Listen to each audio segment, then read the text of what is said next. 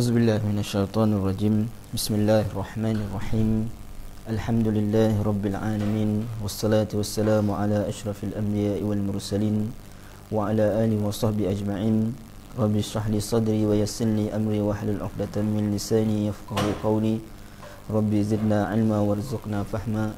Amma ba'd.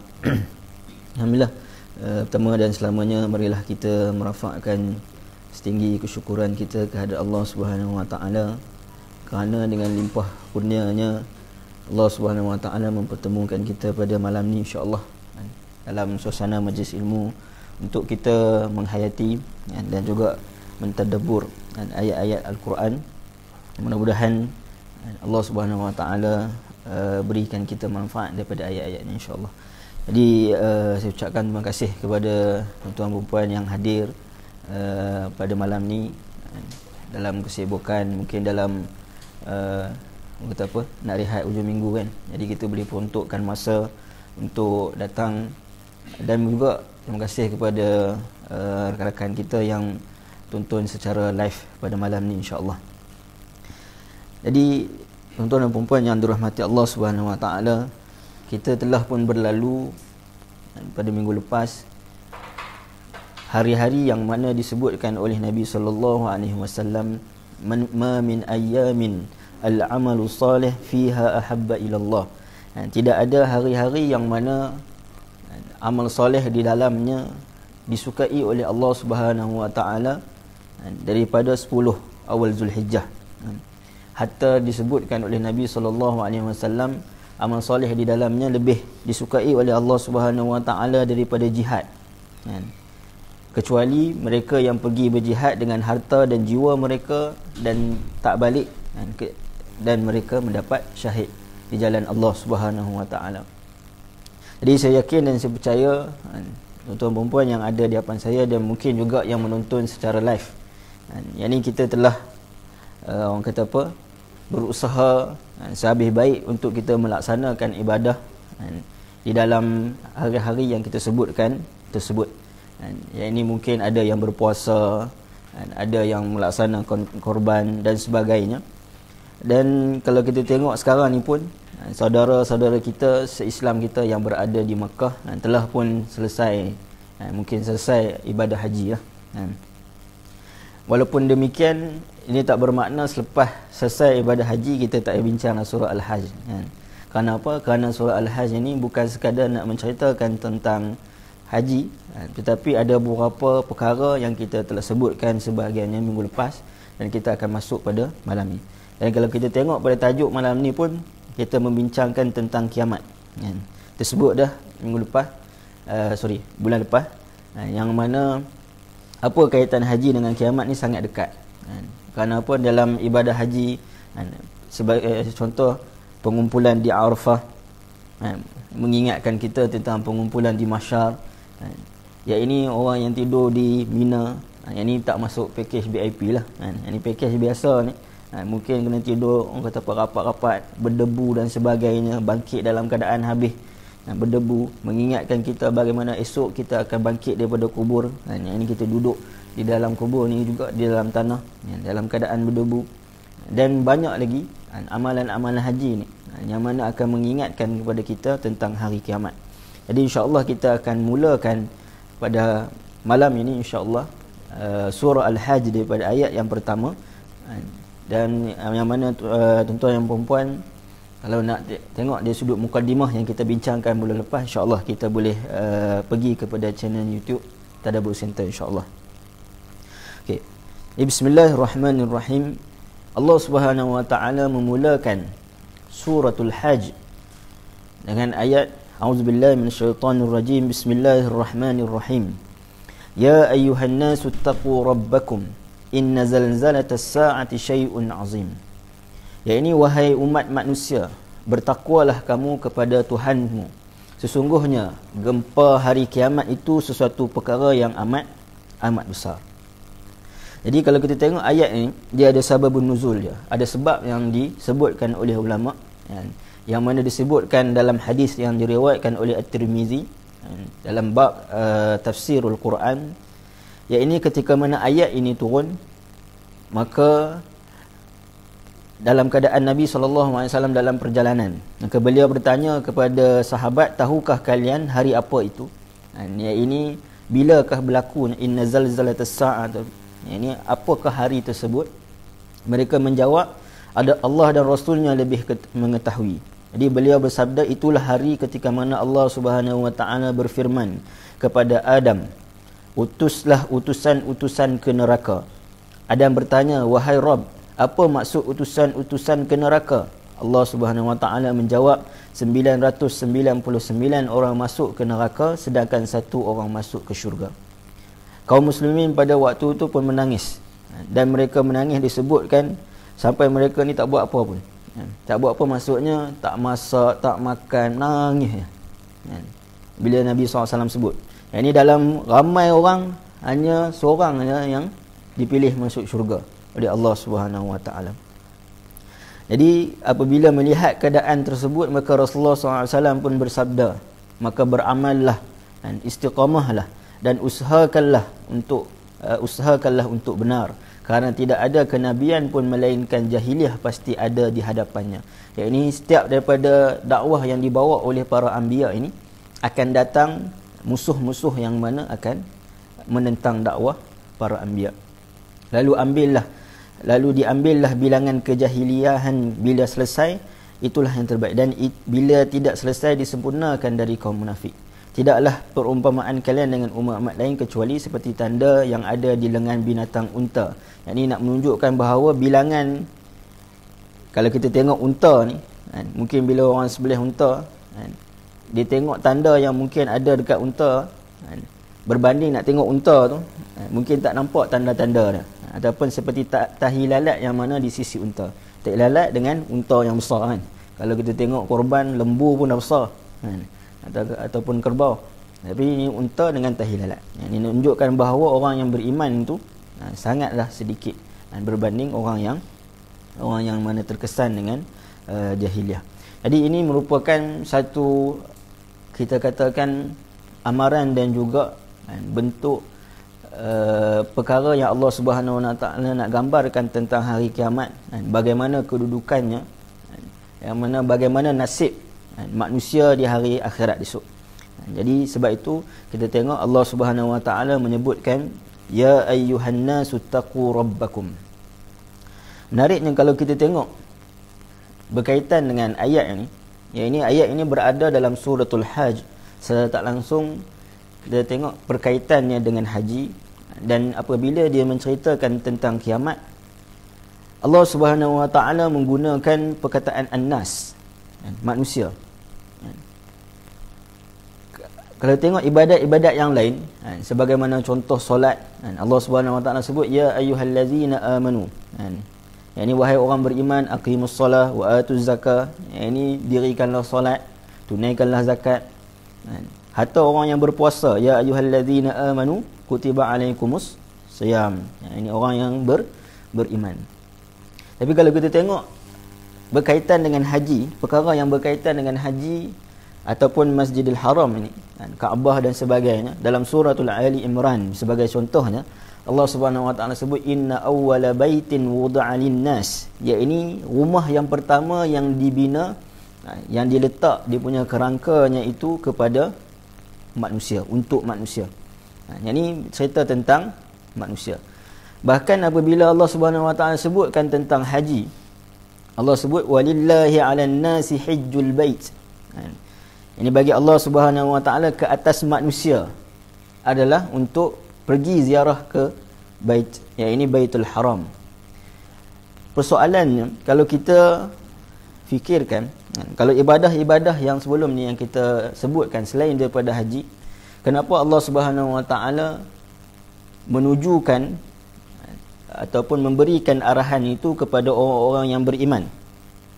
Kenapa dalam bab haji ataupun nak menceritakan tentang kiamat ini yang berada dalam suratul Hajj, Allah Subhanahu Wa Taala menggunakan perkataan an-nas? Kalau kita tengok perkataan manusia dalam Al-Quran ini banyak. Ada disebutkan kadang rujuk kepada Adam. Ini ya Bani Adam. Kadang apabila disebutkan Adam ni biasanya menunjukkan tentang sejarah manusia. Kalau dia tak merujuk kepada Nabi Adam, dia menunjukkan sejarah manusia. Kalau apabila Allah Subhanahu Taala sebutkan nas, an-nas, dengan perkataan an-nas ini, ia menunjukkan bahawa membincangkan tentang aspek sosial manusia tu. Ini hubungan dia dengan masyarakat, ataupun hubungan dia secara sosial. Jadi apabila Allah Subhanahu Wa Taala nak ceritakan tentang kiamat, Allah Subhanahu Wa Taala memanggil wahai manusia, ittaqu, yakni bertakwalah. Yang mana definisi takwa ni, kalau kita tengok banyak orang kata apa? Banyak ulama yang mendefinisikan perkataan takwa. Tetapi perkataan takwa yang kita nak pilih, yang mana kita melihat kepada tafsir yang sesuai dengan ayat di sini sebagaimana yang disebutkan oleh Syekh Fadhil Hasan Abbas, antara maksud takwa adalah al-wiqayah, iaitu meminta perlindungan. Yang ini meminta perlindungan daripada Allah Subhanahu Wa Taala. Yang ini sesuai dengan konteks ayat bahawa kiamat ni apabila dia berlaku untuk semua. Jadi sebab itu Allah Subhanahu Wa Taala apabila nak ceritakan tentang kiamat, Allah panggil manusia keseluruhannya, tanpa meninggalkan sesiapa pun. Sebab apa? Sebab manusia kesemuanya akan merasai hari kiamat. Beriman, tak beriman akan merasai hari kiamat. Jadi sebab itu, disebabkan semua manusia ini akan merasai hari kiamat, maka hendaklah dia meminta perlindungan daripada Allah Subhanahu Wa Taala. Perlindungan daripada apa? Perlindungan daripada azab Allah Subhanahu Wa Taala, kerana azab Allah Subhanahu Wa Taala tak akan tertanggung. Jadi selain daripada itu, ulama menyebutkan kenapa Allah Subhanahu Wa Taala sebutkan manusia dan juga takwa. Kerana apa? Kerana takwa ni biasanya dia lahir daripada iman. Natijah daripada iman. Sebagai contoh dalam ayat puasa, kita mula dengan ya ayyuhallazina amanu, diakhiri dengan la'allakum tattaqun. Ini dimulakan dengan iman dan disudahi ataupun natijahnya adalah ketakwaan.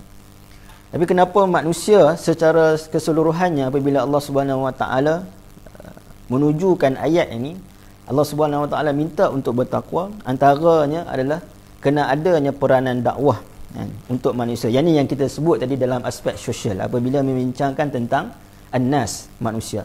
Yang ini peranan dakwah dalam melaksanakan haji. Kerana apa?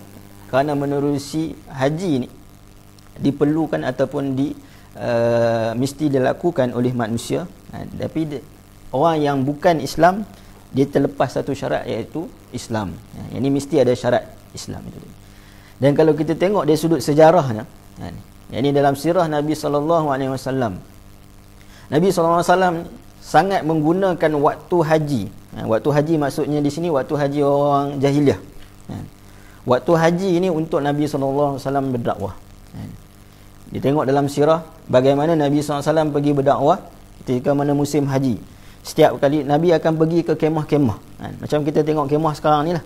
Ada kemah daripada kaum ni dan sekitar Tanah Arab. Dan apabila Nabi pergi kepada setiap kemah itu, setiap kali Nabi bercakap, menyampaikan tentang Islam, maka selepas daripada Nabi cakap itu, Abu Lahab akan bercakap dan dia mengatakan bahawa dia ni pendusta. Jadi tentangan yang hebat ketika mana musim haji. Bahkan sebelum daripada orang nak datang musim haji, pada awal-awal ketika mana dakwah Nabi SAW dilakukan secara terang-terangan, yang ini pada tahun keempat kenabian, Abu Lahab ni dia dah standby dah dekat pintu masuk Mekah ni. Sebab apa? Sebab dia akan beritahu, nanti kamu akan dengar seorang yang mana akan ceritakan tentang Islam dan kamu jangan percaya dengan dia. Kalau kita agak-agak lah, kita pada waktu tu kita nak percaya siapa? Abu Lahab pemimpin, satu bapa saudara Nabi, jiran kepada Nabi. Ini kita nak percaya Abu Lahab ke nak percaya Nabi SAW? Ini menguji keimanan. Dan setiap tahun kita tengok Nabi SAW dakwah, walaupun pada tahun-tahun Nabi SAW diboikot, ada 3 tahun yang Nabi SAW diboikot, dan seluruh keluarga Nabi diboikot, Nabi tetap melaksanakan dakwah pada musim haji. Kerana apa? Musim haji ini merupakan satu peluang orang datang ke Mekah. Dan kita tengok bagaimana permulaan Nabi SAW sebelum daripada hijrah ke Madinah.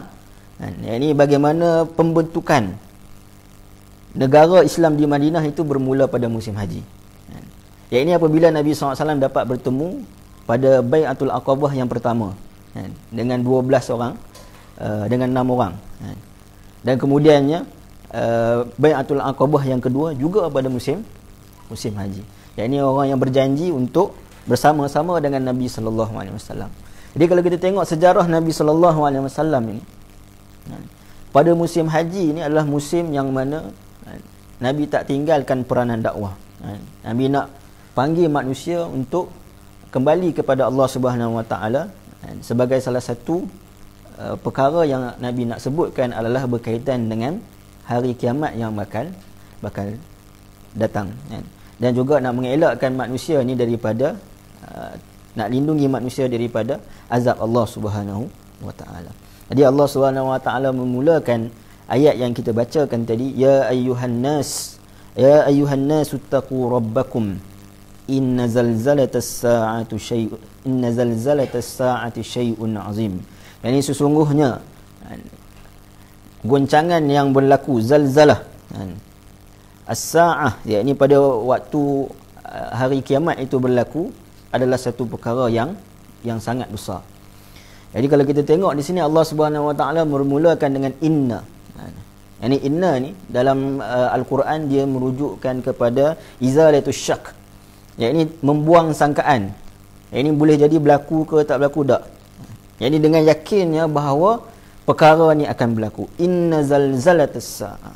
Sesungguhnya perkara ini yakin akan berlaku. Zalzalah.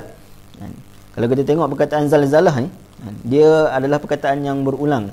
Zallam min. Yang mana Al-Asfahani, Raghib Al-Asfahani, dia menyebutkan pengulungan huruf ini dia merujukkan kepada pengulangan dari sudut makna. Ini gegaran bila berlaku bergoncang kan. Dia tak berlaku sekali, lepas tu dah habis. Tapi dia berlaku zalzalah. Ini bergegar. Goncangan yang dahsyat dan juga berulang-ulang. Allah Subhanahu Wa Taala sebut inna zalzalatas saa'ah.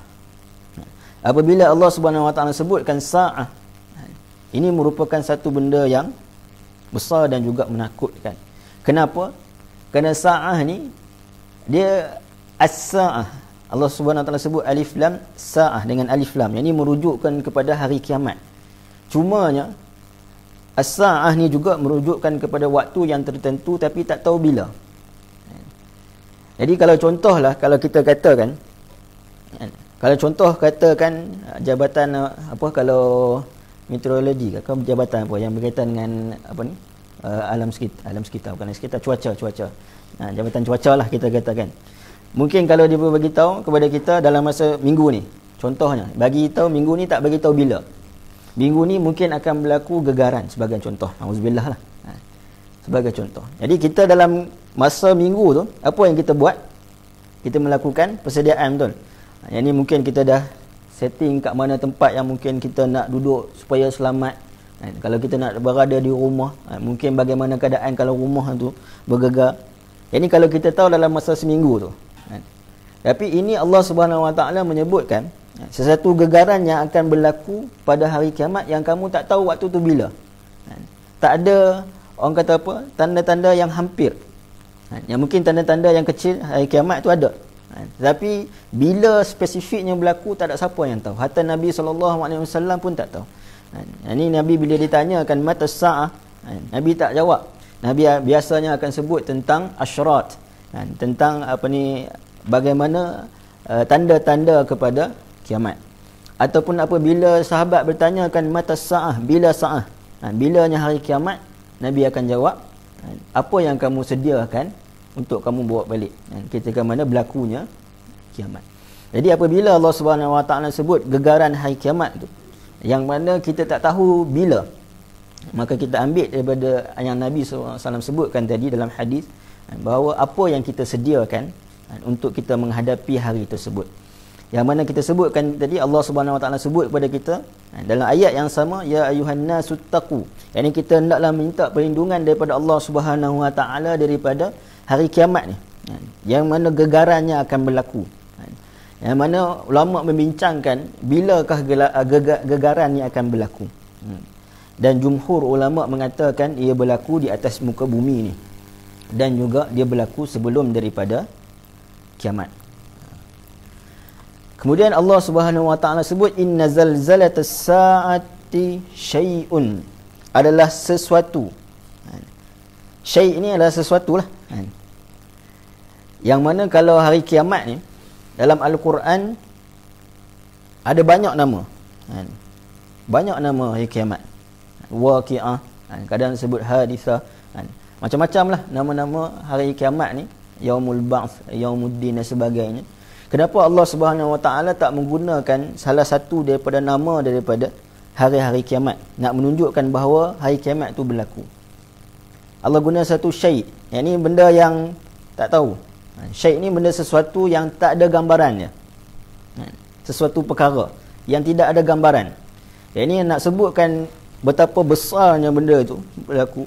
Betapa orang akan terkejut melihat perkara tersebut, yang mana kamu tak akan tergambar perkara tersebut.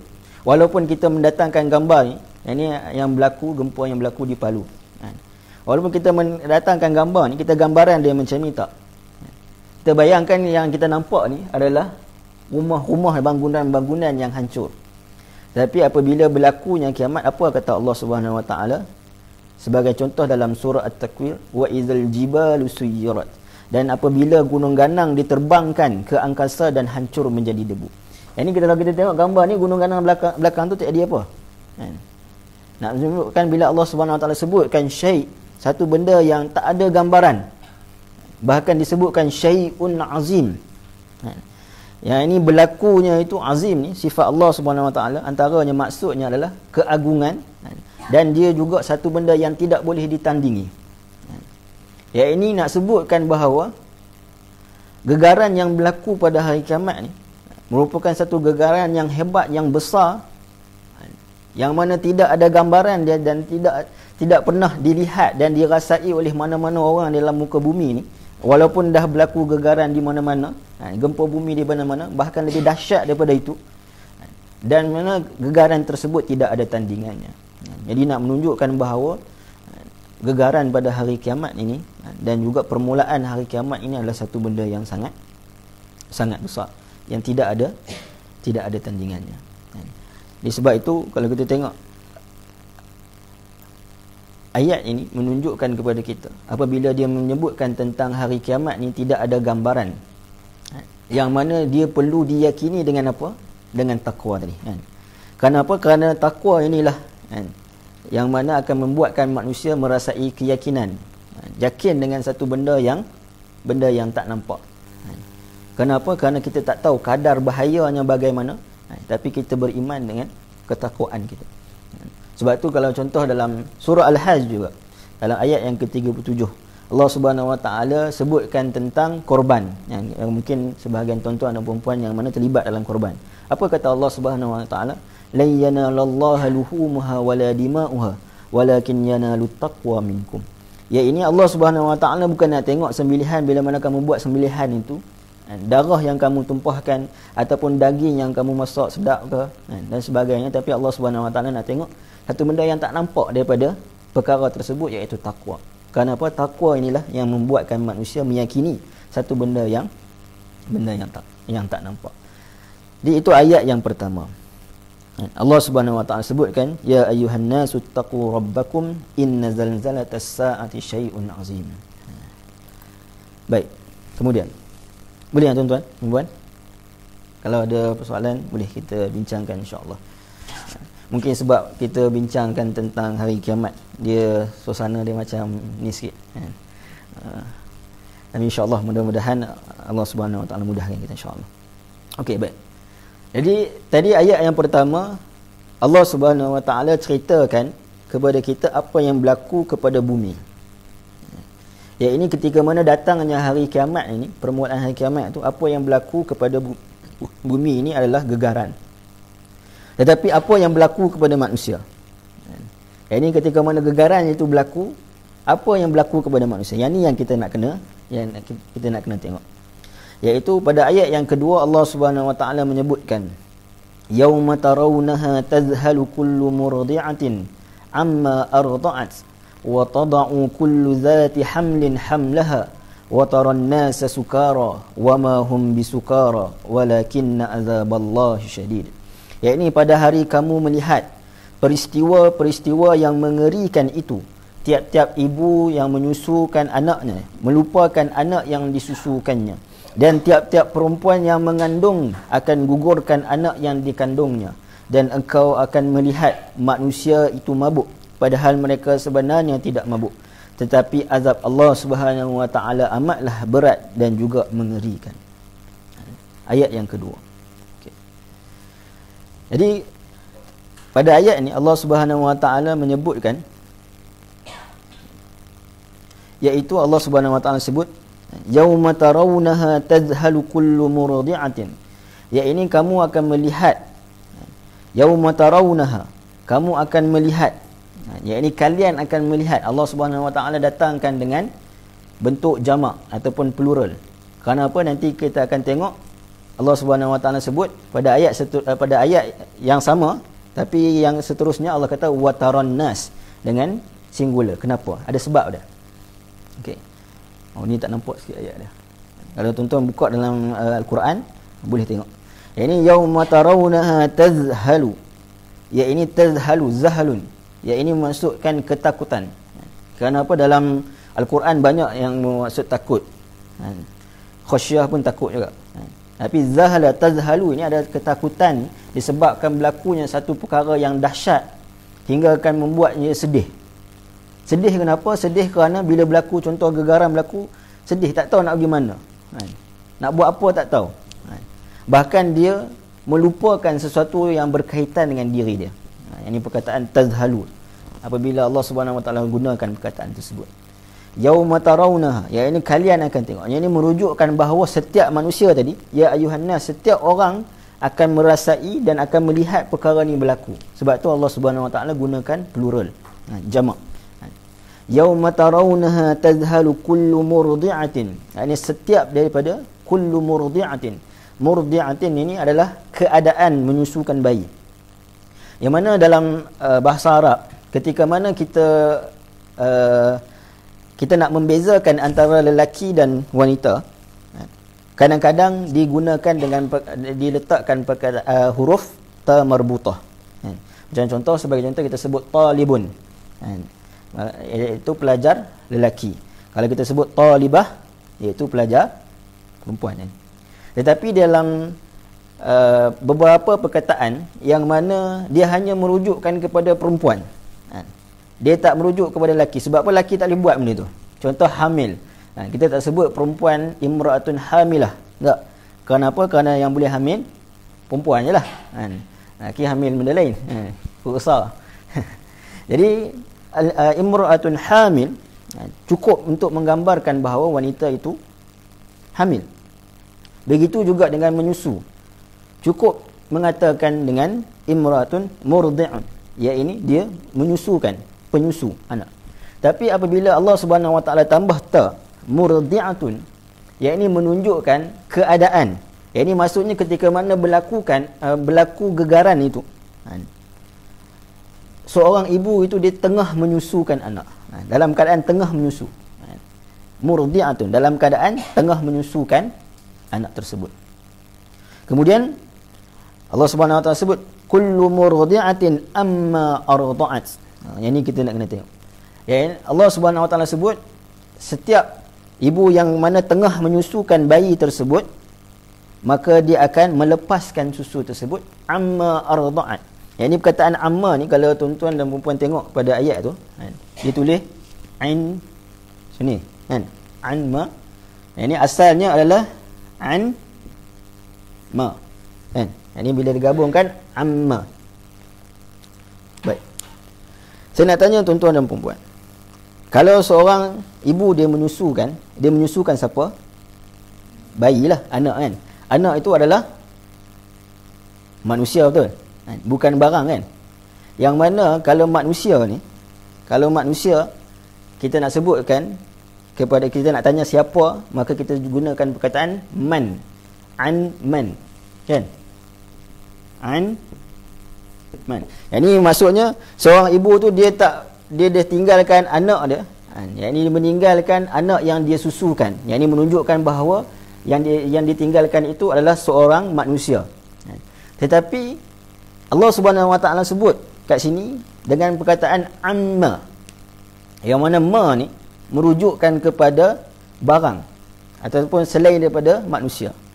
Nak sebutkan bahawa seorang ibu yang mana dia tengah menyusukan bayi, ketika mana berlakunya gempa hari kiamat ni, rasa takutnya dia tadi, zahalun tadi, kita sebutkan zahala tadi, tazhalun, menyebabkan ketika mana dia menyusukan anak tu dan dia melepaskan anak tu dalam keadaan dia tak rasa, mungkin kalau seorang ibu tengah menyusukan, dia terlepas anak, dia rasa sedih ataupun kesian kepada baby tu.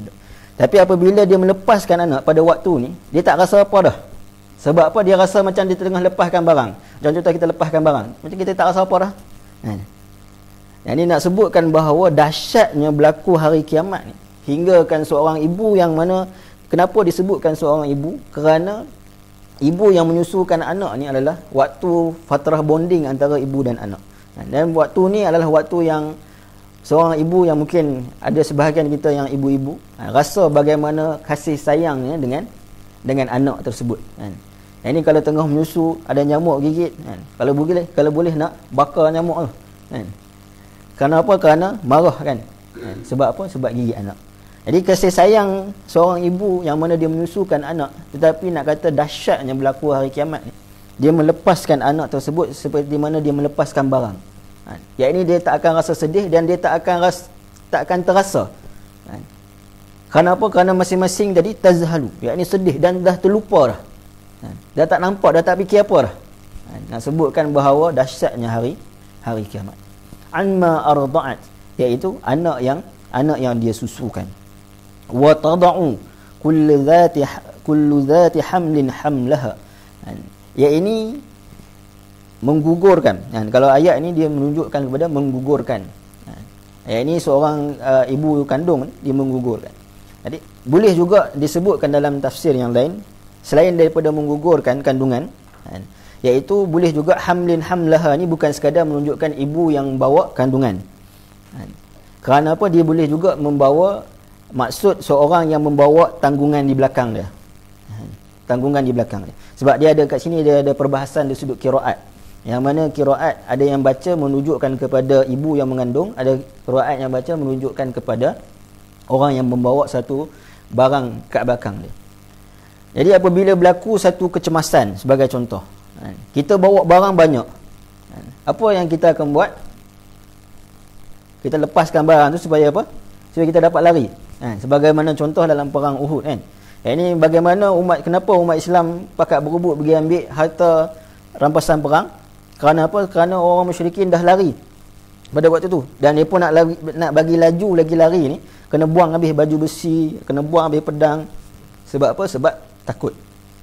Jadi begitulah gambaran manusia pada hari gegaran ini berlaku. Ini segala apa yang ada pada diri dia dah tak kisah dah. Yang penting dia boleh selamatkan diri. Kerana apa? Kerana kucak-kacir yang berlaku. Yauma tarawunaha tadhhalu kullu murdi'atin amma arda'at wa tad'u kullu zatin hamlin hamlaha wa taran nasa sukara. Ini yang kita sebutkan tadi, kamu akan melihat, wa ini menunjukkan kepada keadaan huru-hara itulah. Ini dan kamu akan melihat ketika mana huru-hara itu berlaku, itu maksud dia. Manusia ini sukara, dalam keadaan seperti mabuk. Ini maksudnya mabuk di sini adalah hilang akal. Bila kita tengok orang yang mabuk, kadang-kadang dia jalan pun terhuyang-hayang, tak tahu arah. Wataran nas. Ini kenapa Allah Subhanahu Wa Taala datang dalam bentuk yang mufrad? Ya, ini bila huru-hara berlaku, masing-masing akan tengok diri sendiri. Yang ini berlaku gegaran ni, masing-masing tengok diri sendiri. Tapi kalau kita boleh lihat orang pada waktu tu, maka kita akan lihat manusia ni dalam keadaan huru-hara. Maksudnya Allah Subhanahu Wa Taala nak gambarkan tak semua orang yang mana kan bila berlaku, kalau kita tengok macam dalam movie ke apa kan, Yang ni bila berlaku sesuatu tu, ada orang yang lari ramai-ramai, ada orang yang duk tengok kan, apa yang berlaku. Kan, ombak datang ke apa ke sebagainya. Jadi kebanyakan manusia ni akan lari. Maksudnya akan dalam keadaan mabuk. Tak tahu. Tapi kalau kita boleh lihat orang pada waktu tu, kita akan nampak, dan tak semua orang boleh lihat. Sebab tu datang dalam bentuk singular. Yang ini dalam keadaan perkara itu tak semua orang boleh tengok, yang mana kamu akan nampak dia seakan-akan mabuk. Tapi dia bukan mabuk. Kerana apa? Dia berjalan dalam keadaan berlari lintang pukang, seolah orang yang hilang akal. Kerana apa? Orang yang mabuk ni menunjuk kepada orang yang akal dia tu tak berfungsi dengan baik. Okay. Kerana apa? Kerana ketakutan yang amat sangat. Tetapi Allah Subhanahu Wa Taala sebut apa yang menggerunkan kita pada ayat ini. Dalam keadaan kita bincangkan tadi, kita sebutkan bahawa apa yang berlaku kepada bumi, apa yang berlaku kepada manusia ketika mana datangnya hari kiamat. Allah Subhanahu Wa Taala sebut wataran nasa sukara wama hum bisukara. Ini kamu nampak manusia ni seolah-olahnya seakan-akan dia mabuk, tapi sebenarnya dia tak mabuk. Walakinna azaballahi syadid. Tetapi dalam keadaan yang kamu tengok dahsyatnya hari kiamat itu, maka azab Allah Subhanahu Wa Taala lebih dahsyat. Ini perkara atas dunia, kamu nampak bumi ni hancur dan sebagainya, dan yang mana perkara ni berlaku dan tak ada tandingan, tak ada gambaran.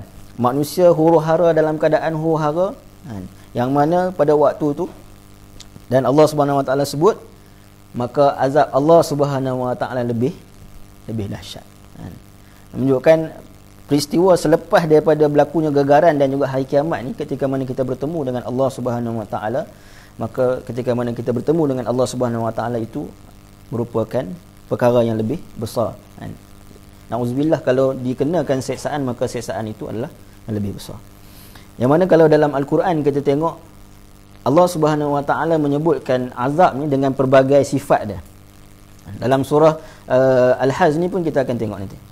Ada azabul hariq, ada azabus sa'ir, ada azabun alim, ada azabun muhin, ada azabun alim, azabun azim, dan banyak jenis azab. Jadi ketika mana Allah Subhanahu Wa Taala menyebutkan azabus syadid, azab Allah syadid, ini apa maksud dia? Apa lainnya daripada perkataan yang lain?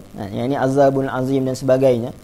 Kita tengok sebagai contoh, Allah Subhanahu Wa Taala menyebutkan dalam surah Ibrahim, wa iz ta'azzana rabbukum la in syakartum la azidannakum wa la in kafartum inna azabi lasyadid. Yang ini perkataan azab Allah syadid ni, azab yang syadid ni biasanya didatangkan pada nak menunjukkan comparison. Dan comparison itu dia berlaku dalam keadaan kita tak tahu apakah bagaimana kesannya. Kesan dia tu tak terlihat. Yang ini bagi contoh tadi, yang ini ketika mana kamu bersyukur, Allah akan tambahkan. Tapi kalau kamu kufur, maka azab Allah sangat dahsyat. Yang ini tak tergambar, tak terlihat. Yang dia datang dalam bentuk comparison. Yang ini sama dengan ayat ni. Kamu nampak bahawa hari kiamat tu dah dahsyat dah, hebat dah, sangat menakutkan. Tapi Allah comparekan dengan azab Allah Subhanahu Wa Taala, sebenarnya ia lebih menakutkan dan ia lebih dahsyat. Dan kedahsyatan dia itu lebih dahsyat daripada apa yang kamu pernah lihat. Sebab itu kita pernah bincang sebelum ni dalam di mana kita bincangkan sifat Ibadur Rahman. Dalam surah Al-Anbiya, Allah Subhanahu Wa Taala sebutkan antara azab yang paling ringan dikenakan pada orang yang mana masuk neraka ni adalah dia dikenakan hembusan angin panas. Hembusan angin panas, belum kena api lagi. Dan hembusan tu berlaku sekali je. Ibarat macam kita ditiup angin, macam tu. Dan ketika itu dia kata, celakalah aku. Kenapa? Kerana rasa azab yang sangat-sangat besar. Sedangkan dia kena bau angin daripada api yang panas, daripada surah Al-Anbiya. Okey. Baik. Jadi Allah Subhanahu Wa Taala nak comparekan di sini, nak menunjukkan bahawa azab Allah Subhanahu Wa Taala sangatlah dahsyat dan lebih dahsyat daripada kamu pernah tengok apa yang berlaku di atas muka bumi ini dan apa yang kamu lihat berlaku ketika mana hari kiamat.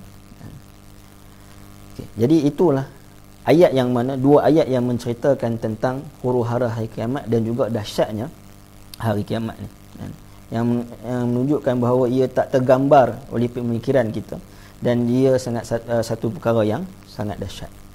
Okey, baik. Kalau ada soalan, pertanyaan. Baik. Kemudian Allah Subhanahu Wa Taala menyebutkan kepada kita dalam keadaan tu pun, dalam keadaan kita sebutkan dahsyatnya tadi hari kiamat, dalam keadaan kita sebutkan bahawa azab Allah Subhanahu Wa Taala ni lebih dahsyat daripada hari kiamat tersebut, tetapi masih lagi ada orang yang mana mengingkari hari kebangkitan. Masih lagi ada orang yang mana mengingkari akan adanya kiamat. Allah Subhanahu Wa Taala akan bangkitkan manusia ni dan juga akan menghisap manusia. Ada. Dan Allah Subhanahu Wa Taala sebutkan 3 golongan. Dan mungkin pada malam ni kita akan sebut satu dulu. Dan pada pertemuan akan datang kita sebut yang lain. Yang mana kalau kita tengok golongan yang mengingkari hari kebangkitan ini, mungkin pada ayat ini, ketika mana ayat ini diturunkan, orang yang mengingkari itu adalah orang yang mana secara terang-terangan, yang mana dia mengingkari itu secara terang-terangan, dia melakukan sesuatu yang mana menunjukkan keingkaran dia kepada hari kebangkitan. Tetapi apa yang mungkin boleh kita lihat kepada ciri-ciri ini ataupun sifat mereka ini, yang kita nak reflect kepada diri kita, adakah kita ada ciri-ciri tersebut yang sebenarnya menyebabkan kita rasa kurang keyakinan. Mungkin kita tak mengingkari hari kebangkitan, tapi menyebabkan kita rasa kurang meyakini tentang hari kebangkitan tersebut.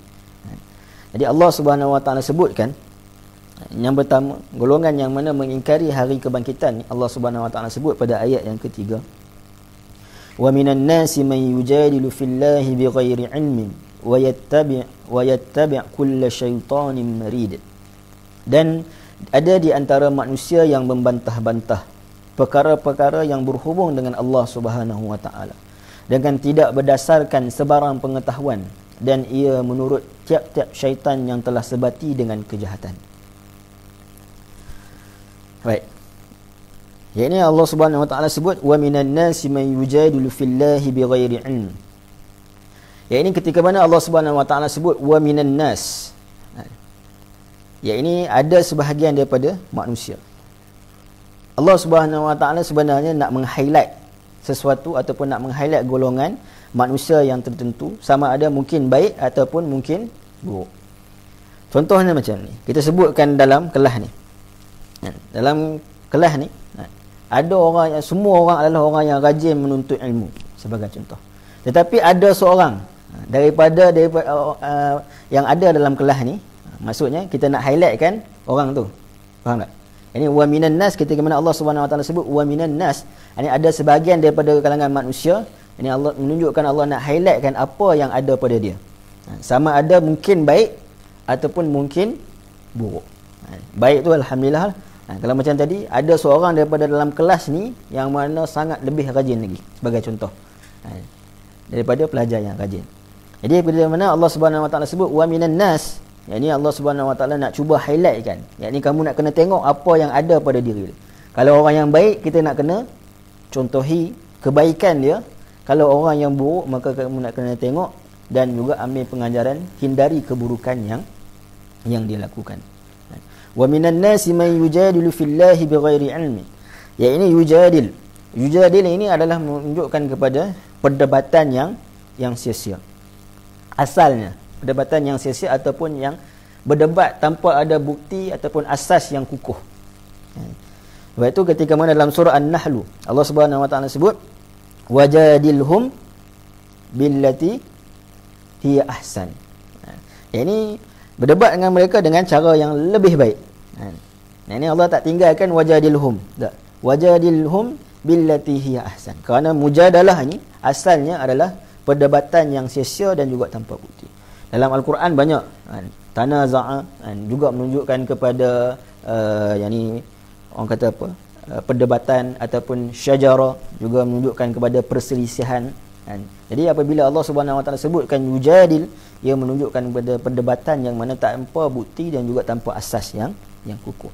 Jadi manusia, ada sebahagian manusia ni yang mana mereka ini berdebat ataupun nak sebutkan tentang sifat Allah Subhanahu Wa Taala, yang perkara yang berkaitan dengan Allah Subhanahu Wa Taala, ataupun berkaitan dengan kitab Allah Subhanahu Wa Taala, ataupun berkaitan dengan nabi yang diutuskan oleh Allah Subhanahu Wa Taala. Yang ini semua berkaitan yang berhubung dengan Allah Subhanahu Wa Taala, maka mereka nak memperdebatkan bi ghairi ilmin, tanpa sebarang ilmu.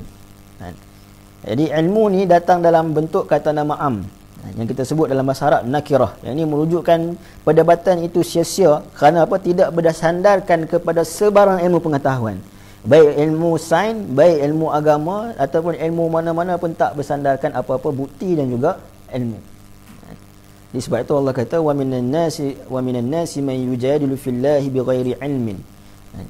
Yang mana kalau kita tengok sebab nuzul ayat ini, antaranya ia berkaitan dengan An-Nadhr bin Harith. An-Nadhr bin Harith ini merupakan seorang pembesar Quraisy yang mana dia ni sangat memusuhi Nabi SAW. Dia seangkatan dengan Abu Jahal, Ubay bin Khalaf. Tapi An-Nadhr bin Harith ni, dia ni merupakan seorang yang bijak, orang yang ada ilmu, pengetahuan, ada kemahiran bersyair. Bahkan dalam surah Luqman, yang ini ketika mana manusia tertarik dengan perkara yang melalaikan itu berkaitan dengan Nadhr bin Harith. Kerana apa? Kerana dia ni pandai bersyair. Hinggakan pada waktu tu Nabi pun terikut nak orang kata apa, nak belajar bersyair. Sebab apa? Sebab orang nampak orang boleh ikut Nadhr bin Harith ni. Orang boleh tertarik dengan Nadhr bin Harith. Nadhr bin Harith ni ketika mana Nabi SAW menyampaikan dakwah, menceritakan tentang ayat-ayat Al-Quran, antara yang dia buat adalah dia pergi belajar dengan orang Yahudi tentang kitab, apa yang dia nak lawan dengan Nabi SAW, apa perkara yang dia nak. Bila dia tanya Nabi SAW, Nabi tak boleh jawab. Begitu juga dia pernah pergi ke Rom, dia belajar tentang hikayat-hikayat Rom. Ketika mana Nabi baca akan Al-Quran, dia akan bacakan hikayat Rom, panggil orang supaya dengar apa yang dia cakap. Bahkan dia pernah sampai kepada orang yang mana nak pergi dengar apa yang Nabi SAW sebut. Yang ni mereka tak beriman lagi. Tapi bila dah viral, semua orang nak pergi dengar apa yang Nabi SAW sebut ni, dia akan sediakan, dia akan bayar wanita-wanita untuk halang orang yang nak pergi dengar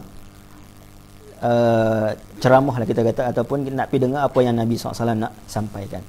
Sampai ke tahap tu. Jadi dia memusuhi Nabi SAW, orang yang sangat memusuhi Nabi SAW. Dia berusaha dengan pelbagai cara untuk dia menghalang orang mendengar ucapan Nabi SAW. Yang ini dia menyebutkan antaranya perkara yang disebutkan adalah bahawa malaikat itu adalah anak Allah Subhanahu Wa Taala. Al-Quran itu sebagai asatirul awwalin. Yang ini sebagai manuskrip orang lama aja, dan sebagainya. Beberapa perkara lagi yang disebutkan tentang Allah Subhanahu Wa Taala. Dan antaranya adalah mereka disebutkan oleh Allah Subhanahu Wa Taala, yakni mereka mengingkari adanya hari kebangkitan. Sebab itu ayat ini juga merujukkan kepada, ada yang disebutkan dalam riwayat, kepada Abu Jahal. Kenapa? Abu Jahal ni ketika mana dia dah berasa dia mempunyai segala-galanya, ada harta, pangkat, kuasa dan sebagainya, siapa pun tak boleh kacau dia.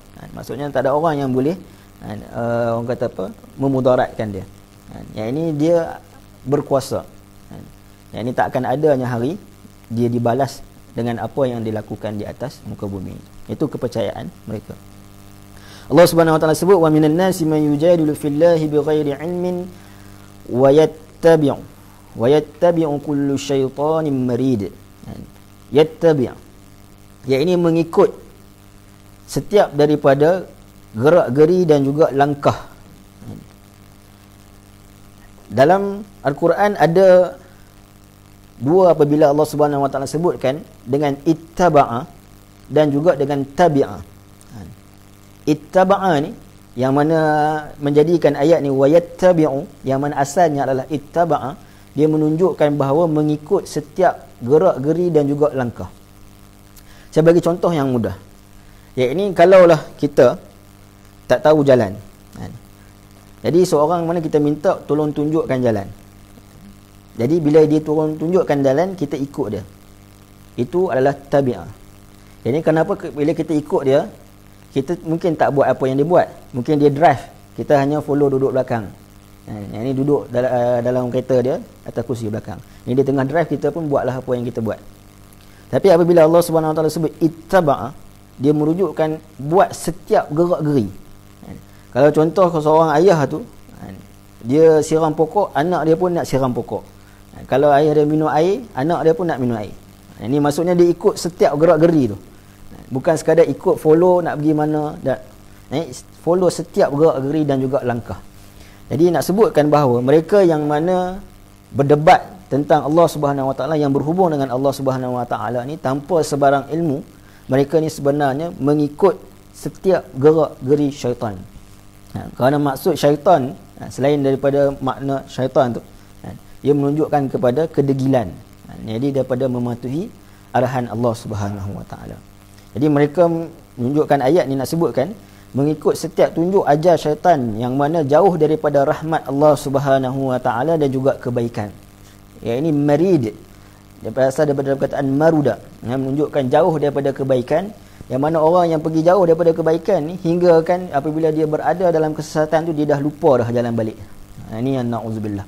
Yang mana mungkin hati dia ni pada waktu ni dah mati.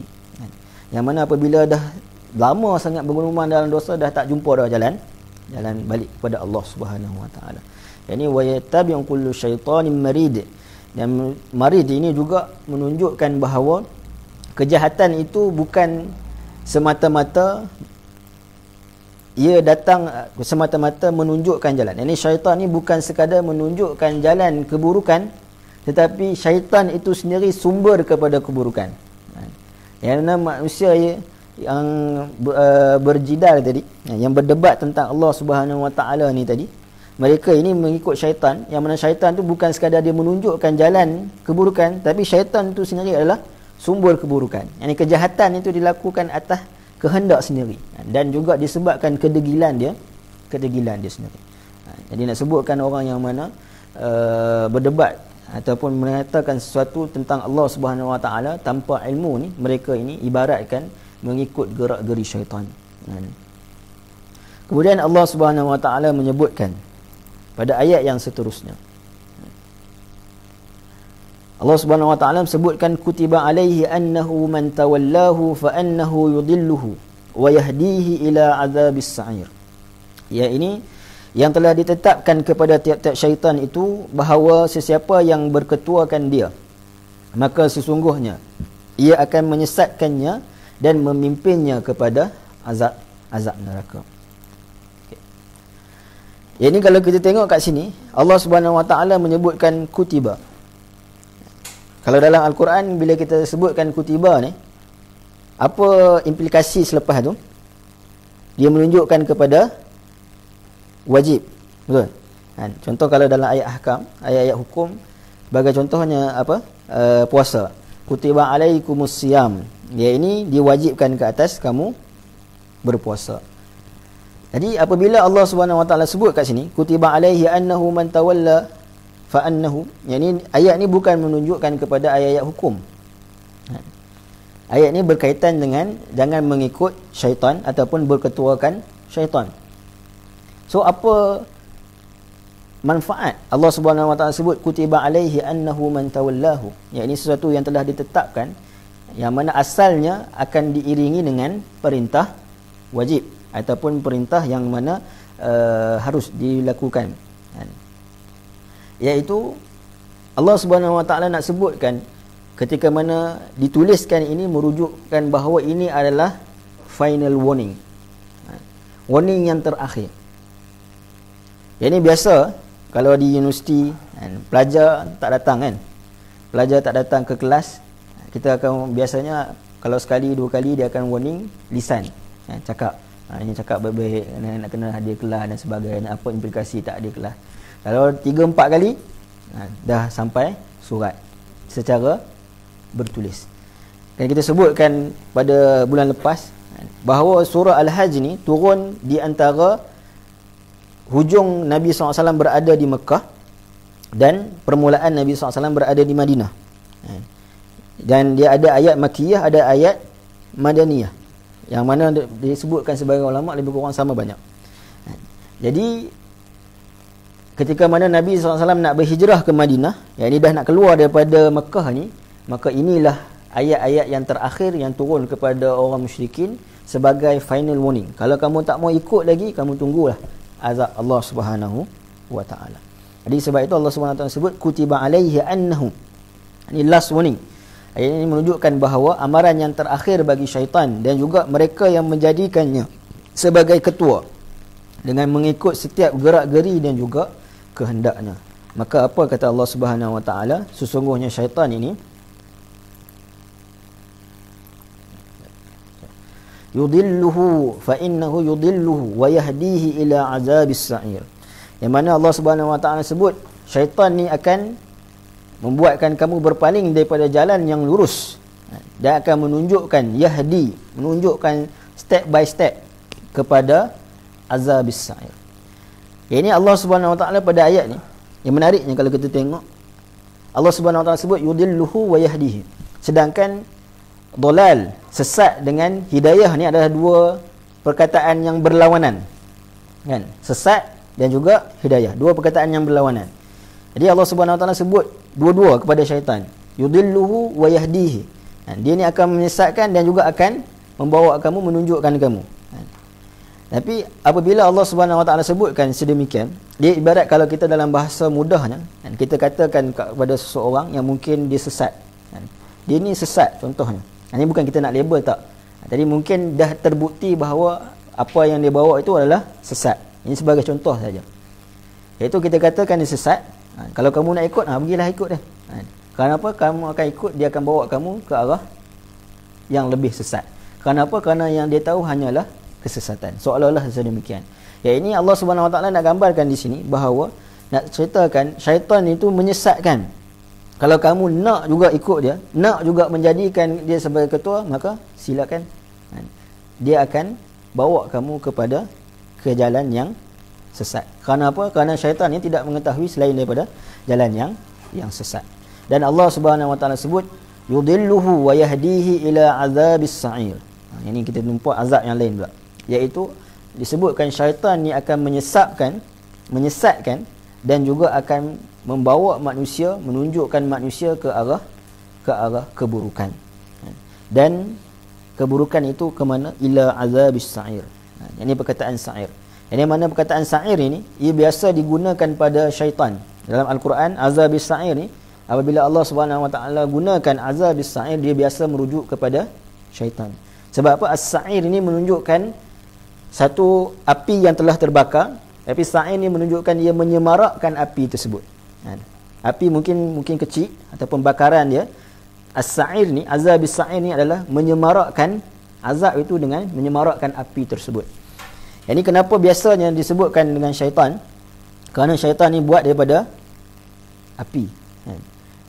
Jadi pernah juga ada orang sebut dah syaitan buat pada api, dia kena apa ni? Bila dia kena seksa, kena dengan api tak rasa apa. Waktu tu ada seorang guru ni, dia pun tampar murid tu. Yang bila murid tu tanya, sebab boleh tampar, dia kata, sekarang ni kulit dengan kulit, kenapa rasa sakit? Senang dia bagi jawapan. Ini api dengan api, tapi kerana Allah Subhanahu wa taala sebut azabis sa'ir, yang mana api as-sa'ir ini adalah satu api yang semarak, yang menyemarakkan api, maka syaitan ni juga akan merasai penyiksaan tersebut, azab Allah Subhanahu wa taala, bersama dengan manusia yang mana menjadikan ia sebagai ketua. Jadi Allah Subhanahu wa taala sebut pada ayat ini menunjukkan bahawa sebahagian manusia ini ada yang mengingkari apa yang berkaitan dengan Allah Subhanahu wa taala, kudrat Allah Subhanahu wa taala, kemampuan Allah Subhanahu wa taala untuk menjadikan hari kiamat, kemampuan Allah Subhanahu wa taala untuk menjadikan hari kebangkitan. Jadi mereka ini mengingkari perkara-perkara tersebut. Maka sebab itu pada ayat yang seterusnya, ayat yang kelima, Allah Subhanahu wa taala menyebutkan tentang bukti-bukti kemampuan Allah Subhanahu wa taala menghidupkan sesuatu yang telah mati. Ini Allah Subhanahu wa taala nak datangkan bukti. Kamu tengok apa yang ada di sekeliling kamu, inilah bukti bahawasanya Allah Subhanahu wa taala mampu untuk menjadikan hari kebangkitan. Jadi ayat ni agak panjang sikit. Jadi kalau kita nak bincang dari sudut perkataan yang kita bincang ni mungkin mengambil masa yang lama. Jadi apa yang kita boleh simpulkan daripada ayat ni, kalau kita tengok kan, ayat ni Allah Subhanahu Wa Taala menceritakan tentang Allah Subhanahu Wa Taala menjadikan manusia. Ini proses penciptaan manusia. Wahai seorang manusia, jika kalian ada keraguan terhadap hari kebangkitan, maka sesungguhnya kami telah pun menciptakan kamu daripada turab, daripada tanah. Dan kemudiannya sehinggalah ayat ni habis. Tapi apa yang saya nak sebutkan di sini sebagai permulaannya, ayat ini Allah Subhanahu Wa Taala tak terus sebut tentang Allah menghidupkan sesuatu yang telah mati. Tapi Allah Subhanahu Wa Taala menyebutkan dahulu tentang keupayaan Allah Subhanahu Wa Taala menghidupkan sesuatu sebelum dia mati. Faham tak? Ya, ini tadi kan kita sebutkan tentang Allah Subhanahu Wa Taala nak sebutkan di sini ayat ni tentang bukti-bukti Allah boleh menghidupkan sesuatu yang telah mati. Tapi ayat tu dia berada pada bawah tu. Yang ini disebutkan wa taral arda hamidatan. Ini ayat bawah tu. Tapi permulaan ayat ni, ayat yang kelima ni, Allah mula dulu dengan Allah mempunyai kemampuan menghidupkan sesuatu. Kerana apa? Nak menghidupkan sesuatu sebelum dia mati lebih susah daripada nak membangkitkan sesuatu yang telah mati. Allah Subhanahu Wa Taala nak sebutkan keupayaan Allah bukan sekadar nak bangkitkan kamu semula daripada mati, tetapi ketika mana kamu dah diciptakan di atas muka bumi ini, itu lebih susah daripada nak membangkitkan kamu daripada kematian. Itu pun Allah Subhanahu Wa Taala mampu. Jadi sebab itu pada ayat ini Allah Subhanahu Wa Taala nak sebutkan kepada kita tentang dua bukti tentang hari kebangkitan. Yang mana ayat ini ayat yang panjang dan kita boleh tengok nanti insya-Allah. Yang ini apakah bukti yang dimaksudkan? Kita sebutkan beberapa perkataan yang beberapa perkataan supaya kita memahami dengan lebih mendalam tentang ayat ini. Iaitu Allah Subhanahu Wa Taala sebut in kuntum ya ayuhan nasu in kuntum. Sekali lagi Allah Subhanahu Wa Taala panggil dengan gelaran manusia. Yang ini munasabah dengan ayat yang pertama. Yang ini Allah Subhanahu Wa Taala panggil manusia. Ya ayuhan nas in kuntum. Yang ini jika kalian mempunyai andaian. Yang mana andaian itu adalah andaian yang salah. Karena apa? In kuntum fi raibin. Yang ini ar-raib. Perkataan raib ini dalam Al-Quran dia bukan sekadar menunjukkan keraguan. Yang ini keraguan yang sepatutnya tak wujud. Yang mana dia rasa dia ada bukti tentang keraguan tersebut. Contohnya, kalau mudah kita nak faham ayat yang kedua dalam surah Al-Baqarah. Yang ini Allah Subhanahu Wa Taala sebut Alif Lam Mim. Zalikal kitabu la raiba fih. Yang ini perkataan raib digunakan. Yang ini Al-Quran ini adalah satu kitab yang mana tidak ada keraguan dan tidak ada bukti untuk menunjukkan keraguan. Faham? Yang ini bukan sekadar Al-Quran itu tidak ada keraguan, tapi tidak ada bukti untuk menunjukkan bahawa ianya ragu. Ini sebab itu digunakan perkataan raib. Begitu juga pada ayat ni. Jika kamu rasa dengan andaian kamu yang mana andaian kamu tu salah, bahawa tentang keraguan tentang Allah Subhanahu Wa Taala, sebenarnya kamu tak dapat datangkan pun bukti tersebut. Kenapa? Allah dah bagi dah tadi. Ni Allah nak bagi ni. Yang ini Allah Subhanahu Wa Taala menghidupkan kamu sebelum mematikan kamu, dan Allah Subhanahu Wa Taala boleh membangkitkan kamu semula dengan mudah. Jadi Allah Subhanahu Wa Taala menggunakan perkataan raib. Boleh faham tak? Okey. Dan Allah Subhanahu Wa Taala sebutkan in kuntum fi raibin. Yang ini kamu berada di dalam. Yang ini maksudnya kamu berada di dalam ni adalah kerana kamu tenggelam dengan keraguan tersebut. Mungkin kalau kita tengok sirah Abu Jahal sendiri, dia pernah pergi dengar Nabi SAW secara senyap-senyap. Dengar Nabi SAW bacakan Al-Quran ni secara senyap-senyap. Dan dia pergi ni dengan 3 orang kawan dia, dengan 2 orang kawan dia. Dan bila dia dengar, mereka rasa tersentak. Tapi mereka tetap juga kata tak mau beriman. Kata okey, lepas ni kita tak payah, kita sepakat, kita tak mau pergi dah dengar apa yang Nabi SAW akan sebutkan. Keesokan harinya tengok masing-masing setiap daripada 3 orang ni pergi sendiri. Bila balik berjumpa, bertemu sama sendiri. Dia kata dah, kamu kata tak mau pergi dah. Mau pergi juga. Sebab apa? Sebab rasa tertarik. Tetapi disebabkan mereka ini menanamkan bahawa apa yang Nabi bawa itu adalah tak betul, mereka cuba untuk doktrin, bahawa Nabi ini adalah penyihir, Nabi ini adalah gila dan sebagainya. Apa yang Nabi bawa itu semuanya tak benar. Sedangkan pernah jadi dalam sirah Rahih Maktum disebutkan, ketika mana Nabi SAW menyebutkan satu ayat berkaitan dengan sujud, tak silap dalam surah An-Najm. Pada waktu itu Nabi sebutkan ketika mana berada di depan Kaabah, semua orang pada waktu itu semua sujud, termasuk orang Quraisy. Dan berita ni jadi viral, menyebabkan orang Arab ni di sekitar tanah Mekah ni, mereka kutuk orang Quraisy ni. Sebab apa? Sebab bila Nabi SAW bacakan tentang ayat sujud, Nabi sujud, semua orang sujud, termasuk orang Quraisy ni, pembesar-besar Quraisy ni. Nak sebutkan mereka ni sebenarnya ada keyakinan terhadap apa yang Nabi SAW bawa itu adalah benar. Cuma yang menjadi masalahnya adalah apabila mereka cuba untuk menafikan dengan meletakkan doktrin-doktrin yang salah. Bahawa Nabi ni adalah sihir, apa yang Nabi bawa ni bukan satu benda yang betul. Lama-lama doktrin, maka mereka tenggelam di dalam keraguan tersebut. Sebab itu Allah Subhanahu Wa Taala sebut, in kuntum fi raibin. Jadi kamu tenggelam. Kerana apa? Kamu sendiri yang mana doktrinkan benda yang salah. Maka kamu tenggelam dengan perkara tersebut. Fi raibin minal ba'si. Ini ba'si adalah hari kebangkitan. Fa inna khalaqnakum. Yakni sesungguhnya kami menciptakan kamu. Yang mana perkataan khalaqa ini, Allah Subhanahu Wa Taala menciptakan manusia ini daripada bahan yang sedia ada. Apa yang disebutkan min turabin, daripada tanah. Dan tanah ni dah sedia ada, bumi. Dan juga khalaqa ini menunjukkan bahawa Allah Subhanahu Wa Taala menjadikan sesuatu ataupun menciptakan sesuatu yang mana tidak ada sampel. Biasanya perkataan khalaqa ni digunakan bagi manusia. Kenapa? Manusia ni diciptakan tanpa ada sampel. Yang ni Nabi Adam sebelumnya tanpa ada sampel. Ataupun tanpa ada contoh maksudnya. Digunakan pada as-samawat. Yang ini pada langit dan juga pada bumi. Kenapa Allah Subhanahu Wa Taala menciptakan langit dan bumi ni tanpa ada sampel? Kenapa manusia ni, apa sahaja yang manusia ciptakan, maka ciptaan dia itu adalah apa yang pernah dia gambarkan. Robot, ini bentuk dia macam manusia, walaupun dia robot kan, tapi ada sampel dia. Tetapi Allah Subhanahu Wa Taala menciptakan sesuatu khalaqa, yakni menciptakan daripada bahan yang telah ada, kerana semua bahan ada pada Allah Subhanahu Wa Taala. Dan juga tanpa ada sampel yang sebelumnya, tanpa ada contoh sebelumnya. Sebutkan bahawa Allah lah mula-mula menciptakan kamu. Dan begitu mudahnya Allah Subhanahu Wa Taala nak bangkitkan kamu semula. Nak menciptakan kamu ini melalui proses yang panjang. Ini Allah Subhanahu Wa Taala sebutkan proses ni, bukan sahaja Allah Subhanahu Wa Taala sebutkan. Kerana apa? Dalam ayat yang lain banyak juga Allah Subhanahu Wa Taala sebutkan tentang proses. Tapi kenapa Allah bawakan pada ayat ni?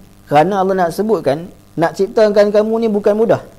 Yang ni kalau kamu nak rasa lah, nak tahu nak ciptakan kamu ni bukan mudah. Mudah bagi Allah Subhanahu Wa Taala. Yang ni dia melalui proses yang panjang. Tapi dalam proses yang panjang ini pun Allah Subhanahu Wa Taala boleh ciptakan kamu. Ini sekadar nak bangkitkan kamu tanpa perlu ada apa-apa proses. Maka itu sangatlah mudah bagi Allah Subhanahu Wa Taala. Jadi Allah Subhanahu Wa Taala menyebutkan tentang Allah Subhanahu Wa Taala menciptakan manusia, fa inna khalaqnakum min turab. Ada sebab Allah Subhanahu Wa Taala sebut bahawa manusia ni diciptakan daripada tanah.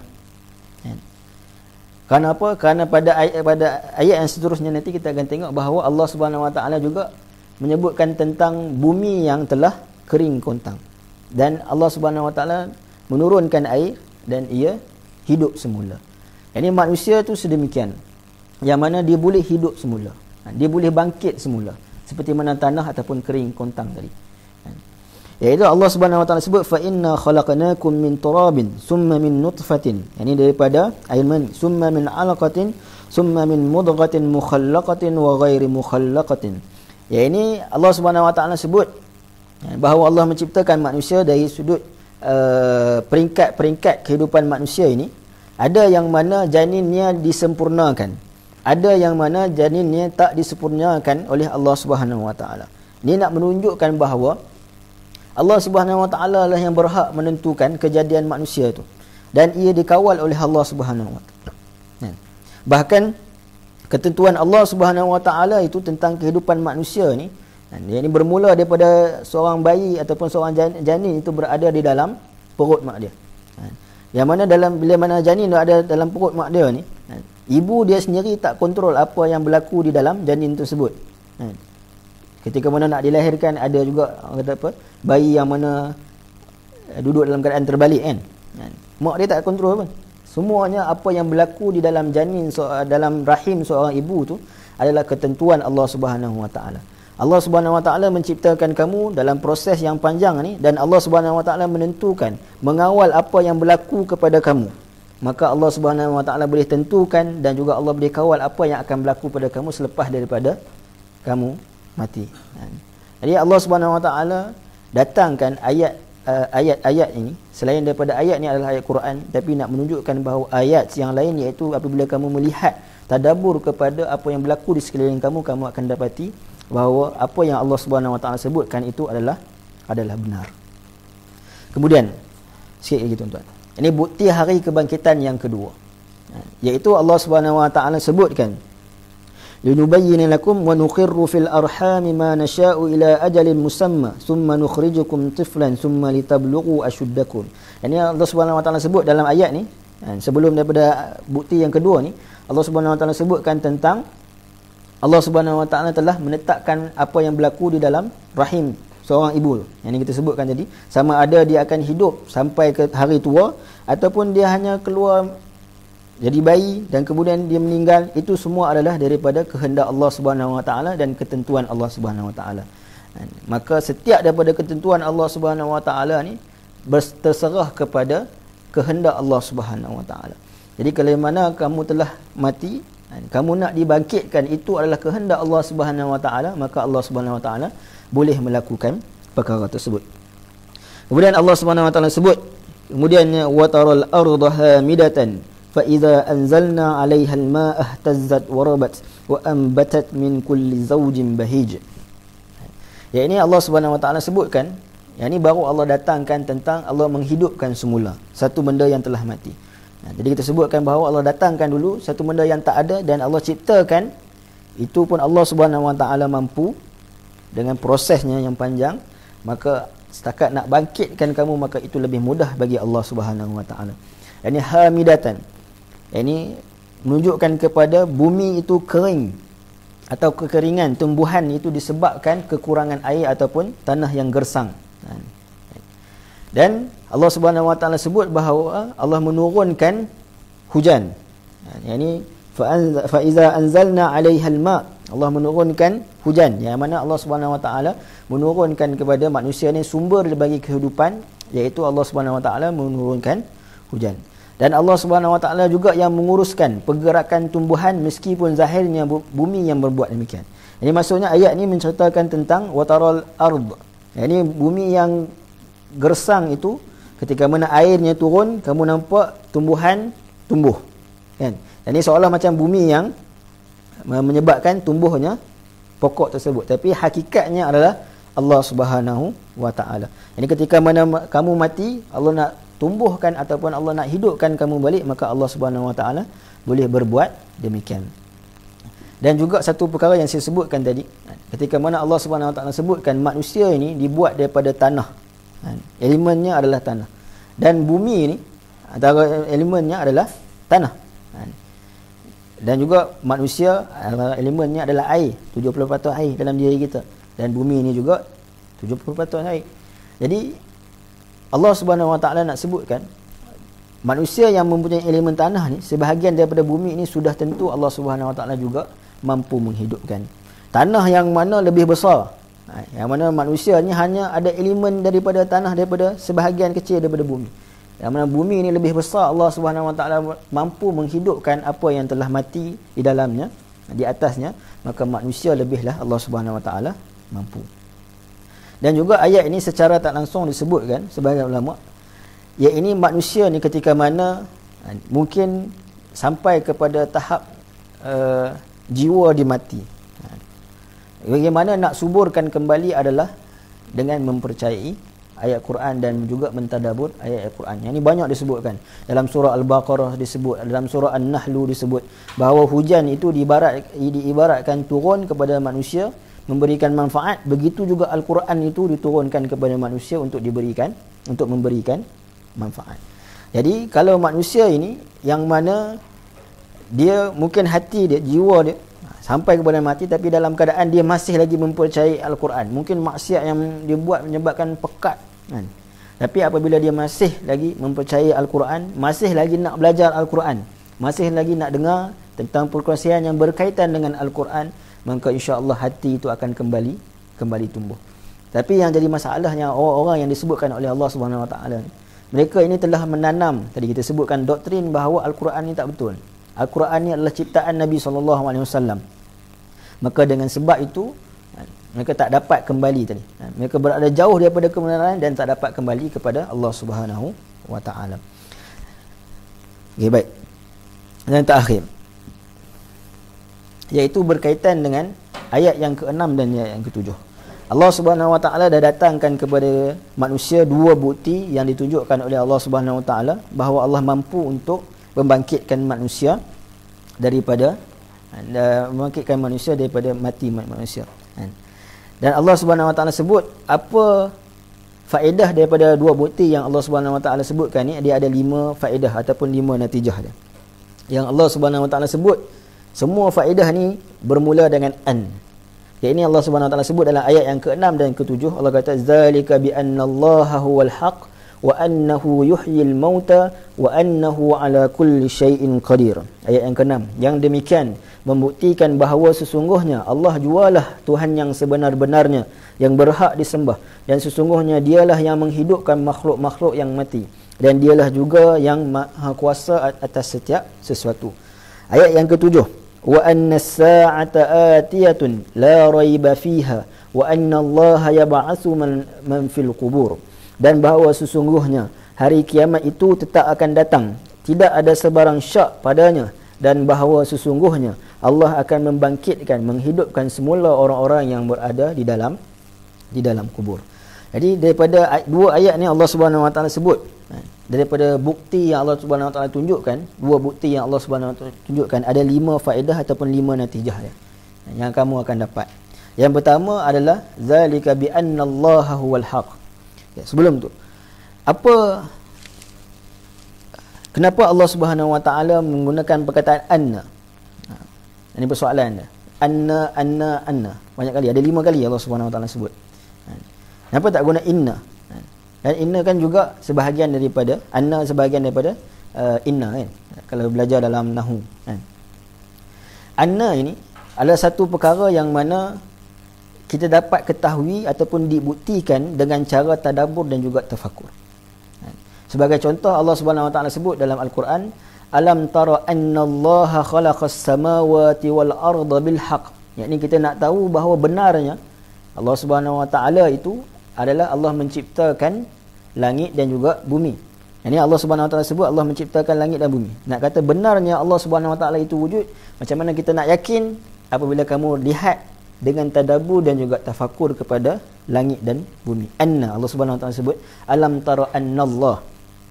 Jadi selepas Allah Subhanahu Wa Taala mendatangkan bukti-bukti yang jelas berkaitan dengan Allah Subhanahu Wa Taala mampu membangkitkan satu yang telah mati. Dan Allah Subhanahu Wa Taala sebut kalau kamu bertafakur, kamu melihat tadabbur, insya-Allah kamu akan nampak bahawa benda ini, yang pertamanya kamu akan rasa bahawa annallaha huwal haq. Kamu akan yakin kemampuan Allah Subhanahu Wa Taala menciptakan manusia dan mengawal perkembangannya. Jadi kita sebut dalam ayat tadi, serta Allah Subhanahu Wa Taala menghidupkan bumi yang telah mati menjadi bukti kebenaran kudrat Allah Subhanahu Wa Taala. Dan di antara kudrat Allah Subhanahu Wa Taala, wa annahu yuhyil mauta, yakni Allah Subhanahu Wa Taala mampu mengadakan permulaan kehidupan. Yuhyi, yakni Allah Subhanahu Wa Taala mampu mengadakan kehidupan manusia permulaannya daripada tiada. Maka Allah juga mampu mengulangi untuk dihidupkan selepas matinya dengan tanpa sebarang keuzuran berbuat demikian. Yakni Allah Subhanahu Wa Taala tak ada sebarang keuzuran, boleh menciptakan permulaan dan kemudian datangnya kematian. Nak bangkitkan benda yang dah dimulakan, maka mudah. Dalam kehidupan kita pun macam tu. Nak memulakan sesuatu memang susah. Tapi kalau orang yang nak meneruskan legasi, ini maka dia lebih mudah berbanding orang yang mula-mula. Dan yang ketiga, wa annahu ala kulli syai'in qadir, dan kemampuan Allah Subhanahu wa taala tidak terbatas merangkumi semua perkara termasuk yang kamu tidak ketahui. Kulli syai'in, kenapa semua. Jadi syai'in kita sebutkan sesuatu yang tidak ada gambaran kan, yang tak tergambar oleh pemikiran kamu pun, yang kamu tak ketahui pun Allah Subhanahu wa taala mampu melakukan perkara tersebut jika Allah Subhanahu wa taala mengkehendakinya. Jadi itu 3 daripada ayat yang ke-6. Dan kemudian pada ayat yang ke-7 Allah Subhanahu wa taala sebut, Allah datangkan wa annas sa'ata atiyatul la raiba fiha. Kiamat itu benar, akan datang dan tidak ada sebarang keraguan terhadapnya, bahkan tidak ada bukti untuk menolak kebenaran tersebut. Ini disebut perkataan raib tadi. Wa annas sa'ata atiyah. Ini Allah Subhanahu wa taala dah bagi bukti kepada kamu. So kamu nak tolak tak boleh. Nak bagi bukti untuk tolak pun tak boleh. Kerana apa? Allah Subhanahu wa taala dah datangkan bukti Allah Subhanahu wa taala mampu melakukan demikian. Wa annallaha yab'atsu man fil qubur. Dan tidak sekadar bukti akan adanya hari kiamat, tapi bukti Allah Subhanahu wa taala boleh membangkitkan kamu semula daripada kubur untuk dihisap. Jadi itu 7 ayat yang kita bincangkan pada malam ni insya-Allah daripada surah Al-Hajj. Jadi mudah-mudahan ada sedikit manfaat daripada kita. Kalau ada persoalan ataupun perbincangan, persilakan insya-Allah.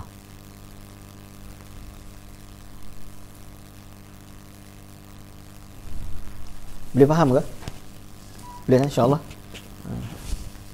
Kalau ada yang tak faham boleh beritahu. InsyaAllah kita cuba bincangkan.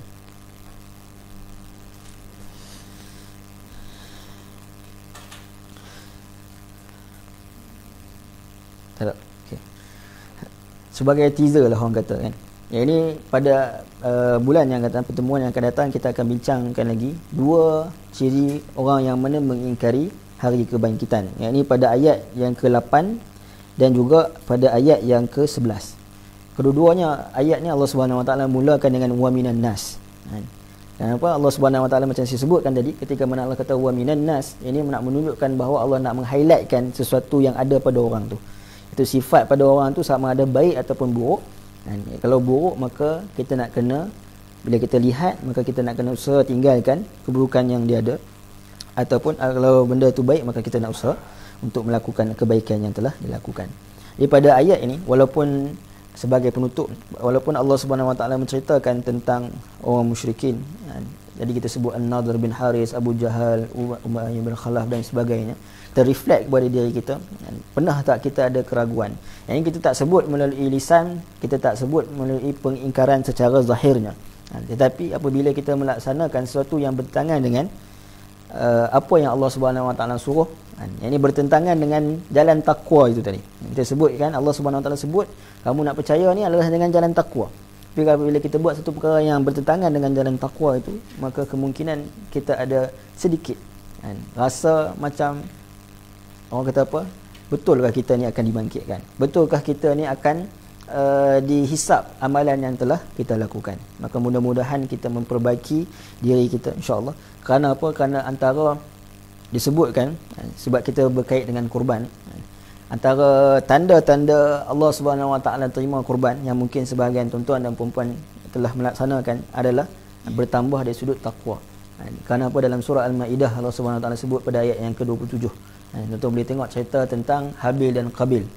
Bagaimana Allah Subhanahu wa taala ceritakan mereka, kenapa Allah terima korban Habil? Kerana apa? Kerana takwa. Innama yataqabbalallahu minal muttaqin. Yani Allah Subhanahu wa taala menerima orang yang mana berkorban dalam keadaan dia bertakwa. Mudah-mudahan kita bersama-sama lah insya-Allah, dari saya yang menyampaikan dan tuan-tuan dan puan-puan yang hadir dan juga yang tonton secara live, kita meningkatkan ketakwaan kepada Allah Subhanahu wa taala. Mudah-mudahan Allah mudahkan urusan kita ketika mana kita telah sampai kepada hari kiamat insya-Allah. Jadi apa yang baik tu datang daripada Allah Subhanahu wa taala, yang lemah kurang, kalau ada yang tak faham dan sebagainya, kekurangan itu datang pada diri saya sendiri. Wabillahi taufiq wal hidayah. Wassalamualaikum warahmatullahi wabarakatuh.